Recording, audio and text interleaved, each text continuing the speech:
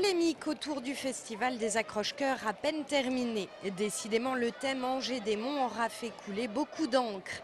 Et c'est aujourd'hui l'Église qui se dit choquée, en particulier par un petit spectacle itinérant mettant en scène deux faux hommes d'église mimant l'Eucharistie.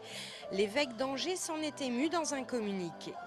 Monsieur Dalmas a pris la parole donc, au nom de tous les chrétiens catholiques du diocèse pour dire « nous, on n'a pas ri de ça ». C'est le cœur de notre foi et ça vient atteindre le respect des croyants. Nous sommes dans une société, une république laïque, c'est le principe même de la laïcité, le respect des religions. Ce mardi, Jean-Claude Antonini n'a pas souhaité s'exprimer sur cette polémique devant notre caméra. Mais voici ce qu'il nous déclarait dimanche soir à l'issue de la cérémonie de clôture.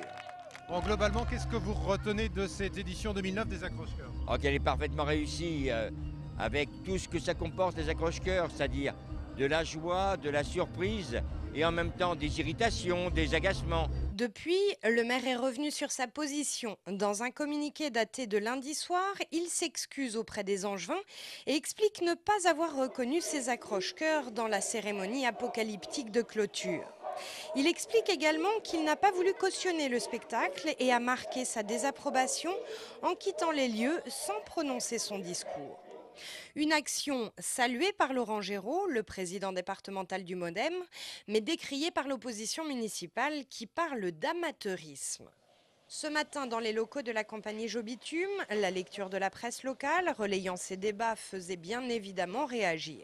Il y a des gens qui sont choqués et puis d'autres qui adorent ça. La réaction du maire d'Angers vous étonne? Oui, un petit peu. Oui, un petit peu. Parce que je n'avais pas compris ça à la fin des accroche-cœurs quand il était prêt à parler.